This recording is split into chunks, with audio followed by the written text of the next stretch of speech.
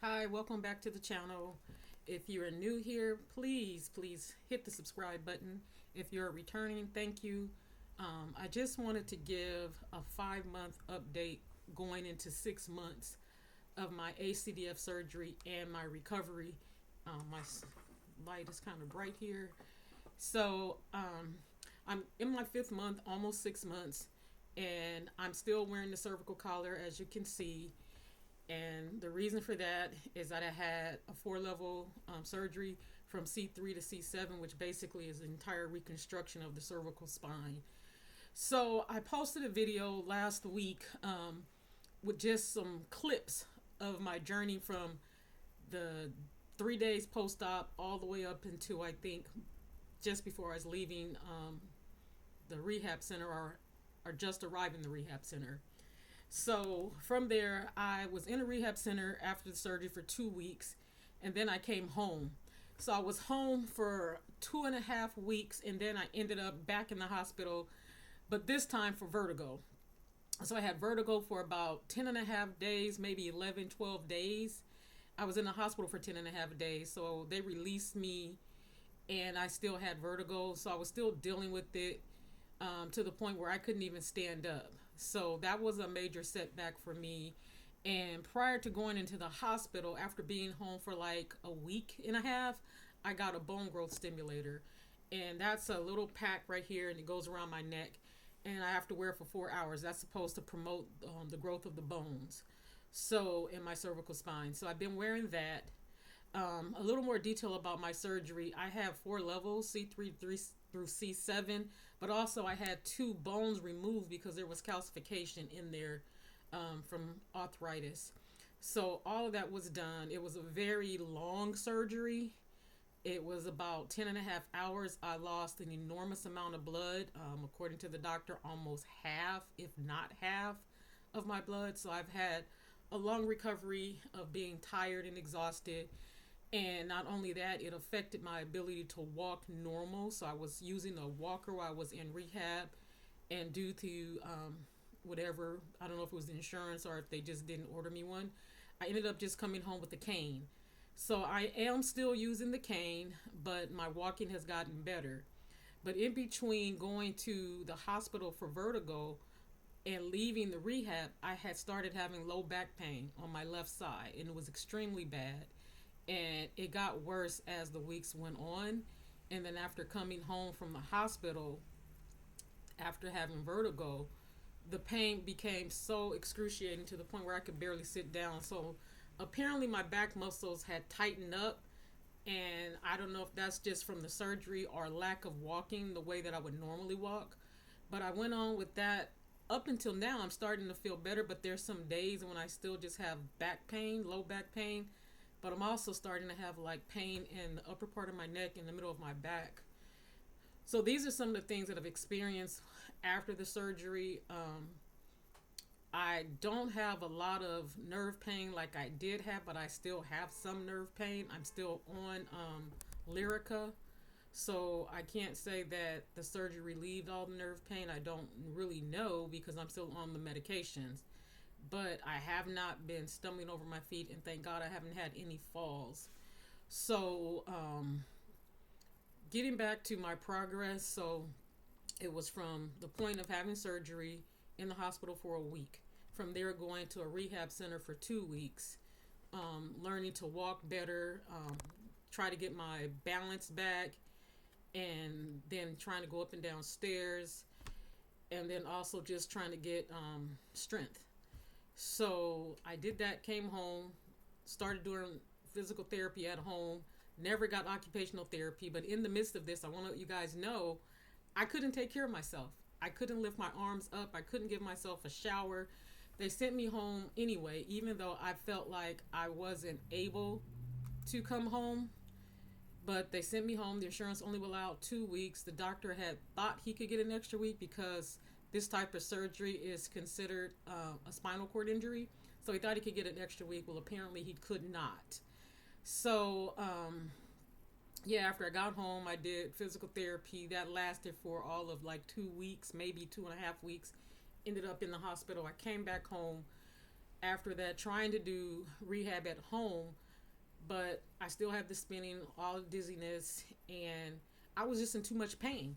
I had way too much back pain to really do any therapy at home, but I kept trying, and so I met with the surgeon. I met with the pain management, and they all just threw their hands up. They're like, "We don't know why you have this pain. We're just hoping that maybe it'll go away in time."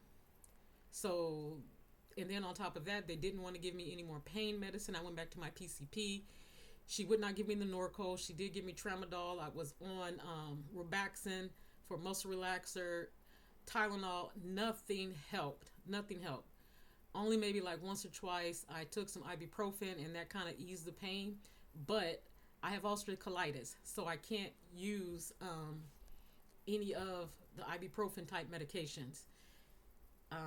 So I think they're called NSAIDs or something like that, but I can't use that.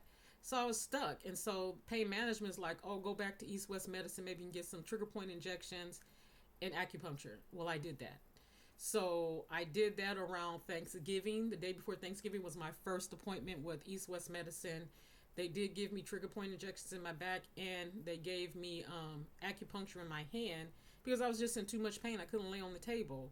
So I've been doing that. I've had about 4 appointments with them, and so my back has started to feel better, and I started going to physical therapy outside of the house.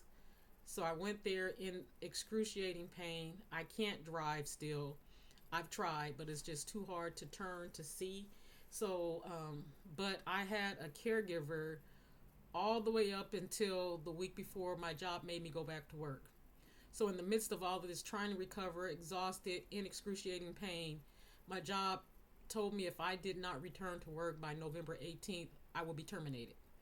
So I had no choice. I had to ask the doctor to release me. He had extended my time off until March of 2025 in the hopes of this coming off and me getting better with all of the things that happened. So I went back to work in excruciating pain. I had to use a heating pad day and night just to function. And with that, I messed up my skin. So I ended up having some blisters on my skin, and I'm still healing that up. So as of today, which is January 28th, 2025, I'm still wearing the cervical collar. I still have some low back pain. I have shoulder pain. I have some neck pain. So I just want to give my take on this surgery. Before my surgery, I watched several videos on YouTube trying to understand what I should do, what I should not do, all the tools that I needed, which I did. I bought everything that I needed. I bought a grabber, things to help me put my socks on, a hook to help pull my pants up. But all of that, I still needed a caregiver. I couldn't give myself a shower. I couldn't wipe my backside. So I ended up having to get a bidet installed on my toilet. Well, you still have to try to dry off. So it's been a rough road for me. And what I saw on these videos was not what I experienced. Maybe they didn't have as many levels, but I just think it was kind of fake information that they shared. You know, I saw people come on with these. They're like playing basketball. They're just happy-go-lucky. And it wasn't that for me. I've had a rough journey. My recovery has not been easy. So I know I've been going all over the place. I don't have anything written down. I'm just talking from my head and my memory. So anyhow, getting back to when I got back home and I started therapy, having to go back to work November 18th. So I've been working. Pain is getting a little better, and I'm able to sit in my chair. And I had to stop using the heat. So, but the thing that has not changed much is my exhaustion level. I'm exhausted all the time.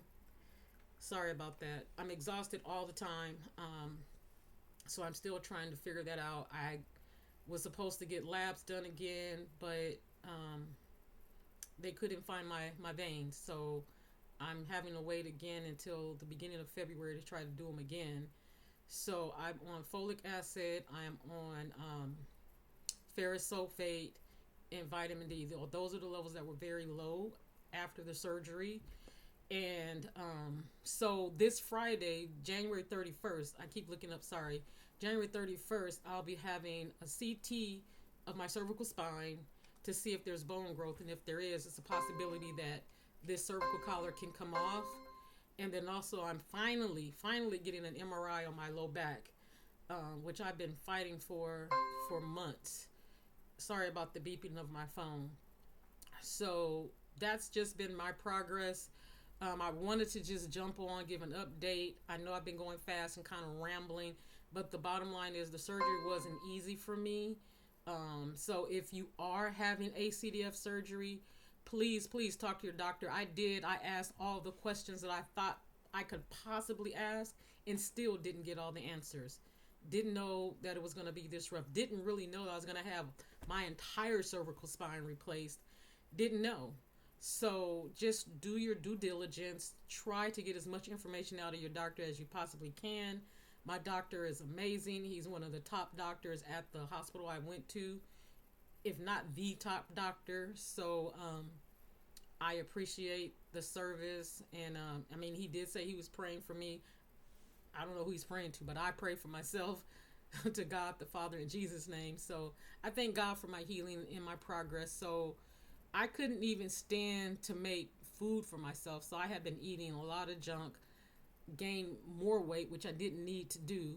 So over the last few weeks, I have been able to stand and make food for myself. It's not like these big fancy meals. It's just really trying to stand up to get myself to a point where I can cook, because as you guys know, if I haven't mentioned, I care for my husband who had multiple strokes, two major strokes that actually left him paralyzed on the left side. And I'm his primary caregiver. Even though I do have help, I am the primary caregiver. I'm the one that has to do pretty much everything for him, when I'm not working. And so that's going to have to change, because I can't lift more than 5 pounds. I still can't lift my hands over my head to comb my hair. This is why this is on. And so right now he's in a facility and he's chafing at the bit. He wants to come home, and I'm trying very hard to do that. That's the reason why I've been like really pushing to try to cook. I do take showers by myself. I don't have a caregiver anymore. When I went back to work, I had to get rid of the caregivers because I couldn't afford it anymore. Everything that I had saved is gone, and then I'm paying for my husband. We're paying together, the both of us, for him to be at the facility, and it just wasn't any money left. Caregivers are very expensive. I have been using caregivers for the last 8 years since my husband had his strokes in 2017. So maybe I'll tell that story later. There is a video that I have for him on his YouTube channel. I may link it. But yeah, it's a video from when it first happened. We were trying to get a lot of help and we couldn't get it. So anyhow, I'm progressing. I just want to let you know, if anyone tells you that your surgery is going to be simple and easy, it's not true unless they had one level, meaning one disc removed and replaced. If you have 2 or more discs removed from your cervical spine, you're going to have a harder time. And with me having 4 levels, it's very hard. So I thank God for the progress that I've made. I thank God for being here alive. I give God all the glory for that in Jesus' name. So I just want to let you know, if you're planning on having this surgery, prepare, ask as many questions as you can from your doctor. Set your house up as if you're coming home. That's what I did. I lowered everything in the kitchen as if I was coming home, and then I prepared as if I was going to a facility because I just didn't know. So they said it depends on how the surgery goes. They said you can spend 1 night, you can spend 3 days or more. I ended up spending 7 days in the hospital, and then I had 2 weeks in a rehab center. So it just depends on how your surgery goes, how many levels, and how you heal. Age, weight, all of those things are factors. So, but do your due diligence. And then if you don't have anyone at home to help you, you will need somebody at home to help you. They're not going to keep you in a rehab center unless you want to go to a skilled nursing facility, which I did not want to do. So I've had bad experience with those with other family members and my husband. So I'm just saying, prepare yourself. Prepare as if you're coming home. Prepare if you're going to a rehab center. And I would say, if you have this surgery, push for a rehab center if you don't have help at home. Oh, and then the other thing, sleeping. Most people, when they have this surgery, they do have to sleep in a recliner. I have a recliner, but unfortunately my couch broke before my surgery and I didn't have time to get it repaired or get another one. I have since replaced it, but my husband had a hospital bed here and he had an extra hospital bed that I took to the facility where he is. He's in a congregate, so I had to provide the bed. So I am actually sleeping in his hospital bed, which allows me to sit up, lift my feet up, lower the bed, which you will need, because with the pain I had, there were sometimes I couldn't even get in and out of the bed without lowering and raising it to get out. Just kind of like lifting up and I'm sliding myself out. So those are things to think about. If you don't have a recliner, you may consider getting one or renting a hospital bed. They are very expensive to buy, and you literally do need a hospital bed that actually has all the features of the beds in an actual hospital. I was fortunate enough to have that because of my husband. So those are the things that I'm saying that just be mindful of. And literally, you really should have shirts that you can button down the front to get on, because you won't be able to lift your hands over your head. And they tell you is BLT, no bending, lifting, or turning. So you just need to prepare. So I'm not going to keep rambling. I'm going to end this video right now. Just to give you a quick summary, I had the surgery August 21st, 2024. It is now January 28th, 2025. So that's about 5 months going into 6 months, and I'm still wearing the cervical collar. Some people have it for 2 to 3 months, but for me, because of so many levels, I have to wear it longer. And then I've talked to another lady that had the surgery. She had 2 levels, and she said she wore hers for 6 months. The bone growth stimulator I will have to wear for 1 year. And thankfully it's only 4 hours a day, but it is nerve-wracking. It's pretty loud with the ticking, but it's supposed to help your bones grow. So if you get anything out of this video, if you are going to have the ACDF surgery, or if you know someone that's going to have it, be prepared and prepare for the absolute worst. Have someone to help you. If you don't have a spouse to help you or children, you're going to need a caregiver. You really are. And I actually never defined what ACDF surgery means, so I'll end it with this. It's anterior cervical discectomy with fusion.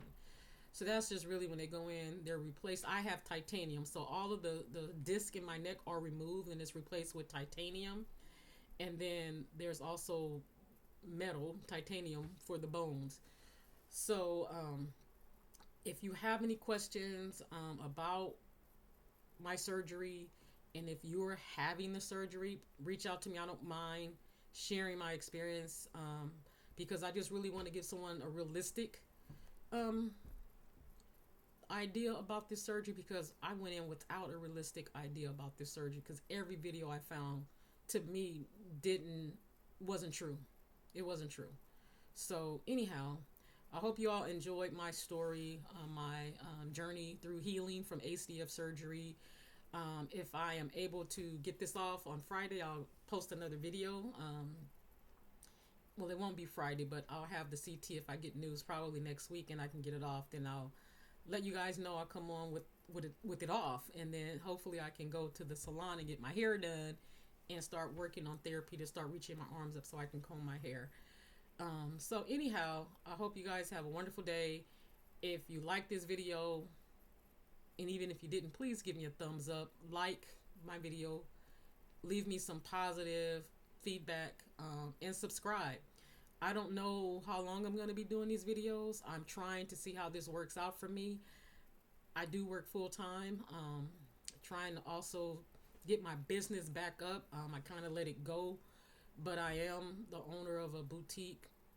Well, I say I'm the owner, but I got to get more clients, So anyhow, that's another video. If you want to see those videos, there's one that you can check out I posted about YouTubers and paying taxes. So anyhow, thanks for watching. Have a great day, morning, afternoon, or whatever time you're seeing this. And I thank you again, and I appreciate you for watching my video. Have a great day.